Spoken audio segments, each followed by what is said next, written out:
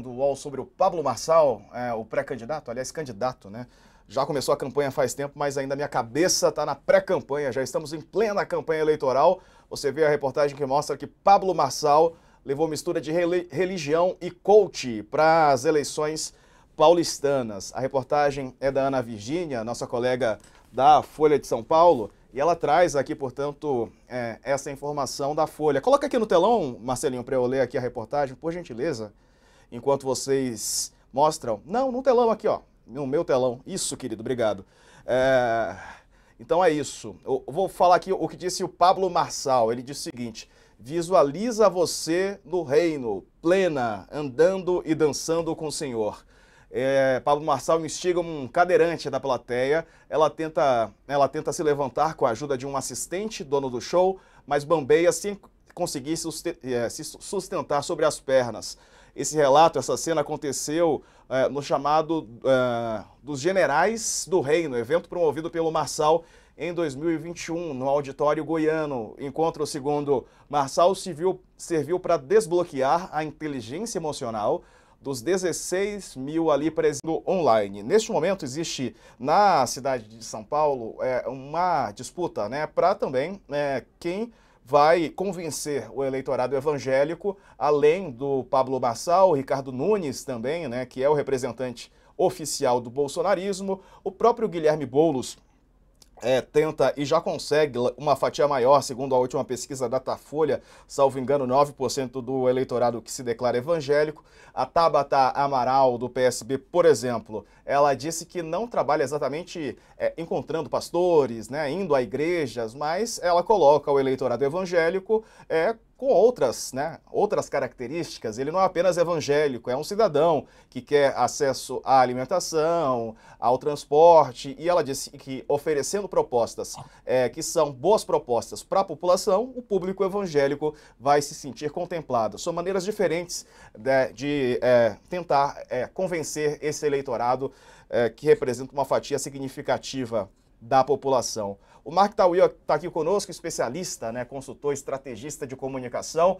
Oi, Mark, bem-vindo, prazer falar contigo. Boa tarde. Mais um aspecto da comunicação. Como é que como é que você está vendo, né, os principais candidatos nessa disputa pelo eleitorado evangélico na cidade de São Paulo? Boa tarde, Diego. Que alegria estar aqui com você, que alegria estar aqui com o Coach, o que é para nós jornalistas um mito, né? E não tem nenhuma provocação aqui, tá, Coach? É verdade mesmo. Thales, que alegria estar aqui com você de novo. O Thales não aguenta mais me ver falar do Marçal, né? Toda vez que eu entro aqui é para falar disso. Mas, de fato, eu acho que a gente chega num ponto, Diego, em que a figura do Pablo Marçal começa a incomodar, inclusive, os evangélicos. Ele que é um evangélico fervoroso, quem acompanha a trajetória dele dentro do marketing digital e tudo que ele vem revolucionando em termos, como a gente já falou aqui, goste ou não, ele traz uma nova linguagem, mesmo que seja baseada no discurso de ódio, na provocação, mas ele traz elementos novos a tudo isso, começa a incomodar. E na minha visão, existe um incômodo, porque na verdade, para os evangélicos, existem dois legítimos representantes do evangelho, que são Cristo e Deus. E quando o Pablo Marçal quer fazer esse papel de abençoar, de honrar, de se colocar nesse papel, eu acredito que ele acaba incomodando as grandes lideranças. Foi o que aconteceu com o Silas Malafaia, que é talvez o maior porta-voz hoje do bolsonarismo dentro do eleitorado evangélico, que a gente sabe que é uma das três grandes bancadas da Câmara e também tem uma força tremenda. A gente tem a questão do próprio, hoje mesmo, o próprio Marçal pedindo desculpas a Silas Malafaia na sabatina que teve da revista Oeste. Então você vê que ele não bate de frente. Ao que me lembre também, a única pessoa que bateu de frente nos últimos anos contundentemente contra o Silas Malafaia, pelo que eu me lembre, foi outro grande jornalista, assim como o Couto, que é o Ricardo Boechat. As pessoas não costumam bater de frente, e ele não fez igual. Ele tirou o time de campo quando ele percebeu que ele poderia perder votos. E aí, em termos de disputa, o que a gente vê acontecer é que o evangélico, de maneira geral, é um tradicionalista. E ele vai acabar escolhendo o Ricardo Nunes, que não só tem a bênção, embora não seja ali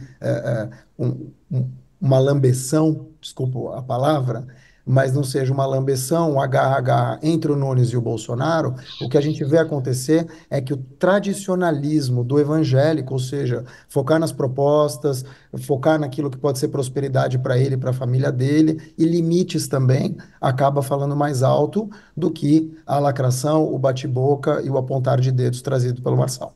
Pois é, tem até um Marquinhos, vídeo novo ou que o seja, Silas Malafaia, viu, Thales e Couto, soltou agora há pouco. A gente vai tentar posicionar e soltar esse vídeo.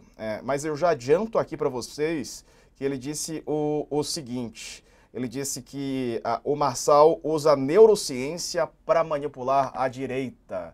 A gente vai ver e comentar daqui a pouquinho. Agora, quem quer fazer pergunta, quem quer comentar... Ah, a gente está com o vídeo aqui, né, pessoal? Conseguimos rodar ou espero mais um pouco? Vocês que mandam.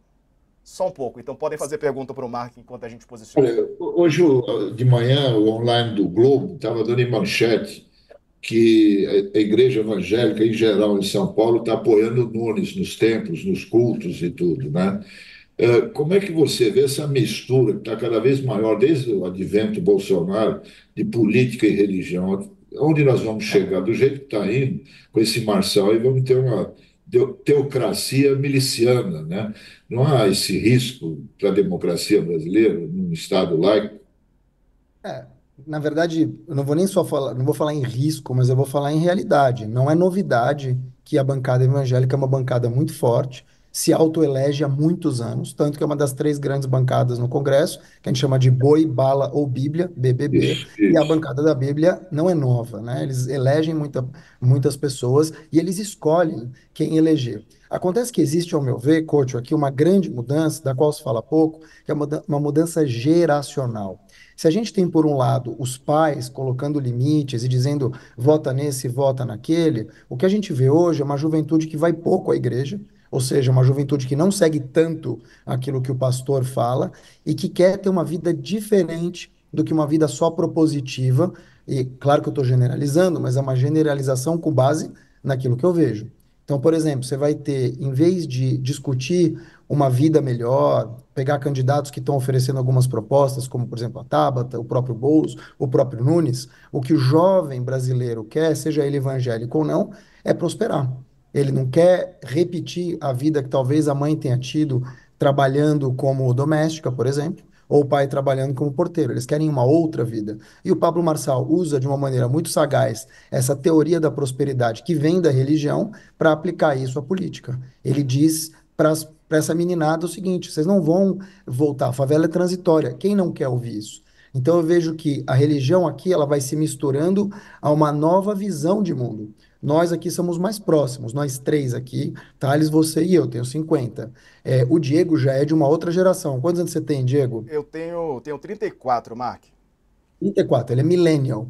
E essa molecada que está votando, e para quem o Pablo fala, que faz o corte, que assiste o corte, é a geração Z, nascida entre 2000 e 2010, que respeita muito menos o Silas Malafaia, que ouve muito menos, que não assiste o Roda Viva, assiste pouco o UOL e fala muito pela rede social e pelo corte. Então, essa influência geracional, ao meu ver, que é a que faz mais barulho, talvez não seja ela que vai mexer em tudo isso, é o que tem feito a diferença na minha visão. Vamos ver o que disse Você acha que, Diga lá, vai lá, Thales, então, depois a gente ouve. Vai lá. você acha que esse caminho que o Bolsonaro, Pablo Marçal está seguindo, ele pode acabar conquistando todo o bolsonarismo ou não?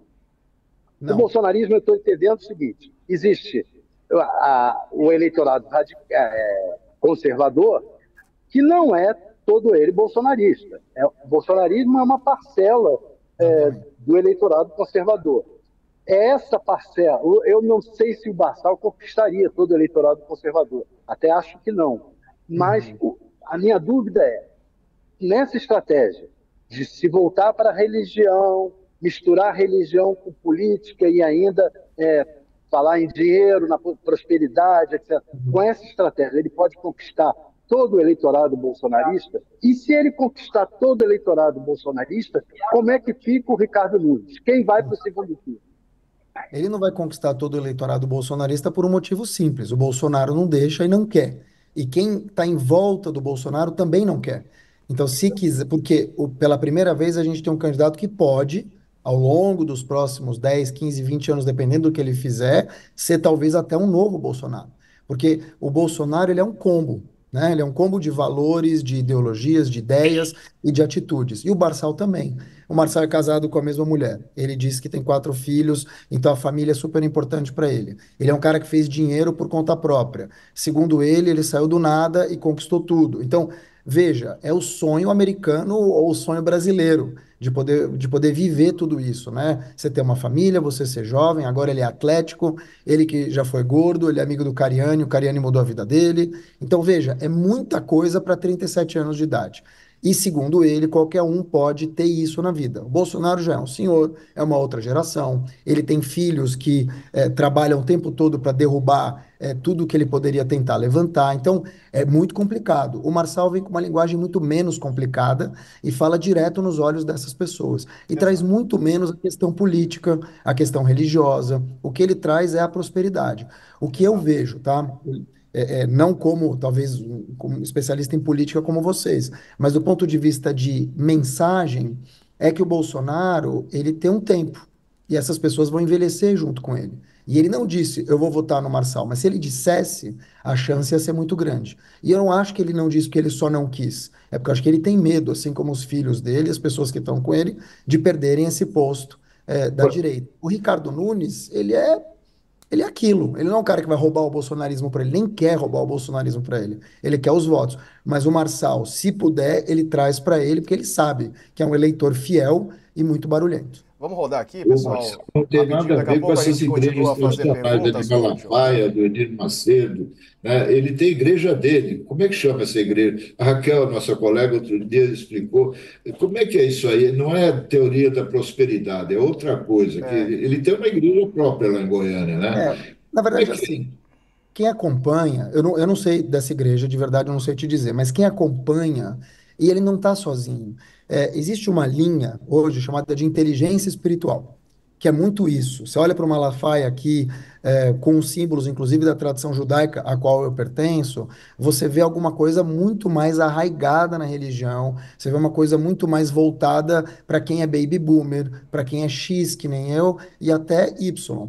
Mas a molecada enxerga menos isso. A molecada enxerga uma outra questão. Tanto que você vê também uma explosão, até herdando algumas coisas das neopentecostais, e por favor, eu não sou especialista em religião, mas você tem uma explosão de Bola de Neve, Lagoinha, entre outras igrejas modernas, mais atualizadas, que levam essa juventude. E a conversa é essa. Agora, não é novo para quem acompanha o Pablo Marçal e até alguns outros influenciadores, esta conversa. Ela é nova na política, mas para aquilo que ele vende, ele está o tempo todo pregando. Talvez ele não se coloque como um pregador, mas quando ele usa isso e mostra para a pessoa que ele tem valores, que ele é casado com a mesma mulher, Bolsonaro não é, ele é, que ele está se cuidando espiritualmente, fisicamente, que ele está te abençoando, que ele quer a mesma prosperidade para você do que para ele está dizendo o seguinte: eu já passei dessa fase de querer tudo para mim, eu autotranscendi, agora é para mim e é para todos. E muita gente entra nessa conversa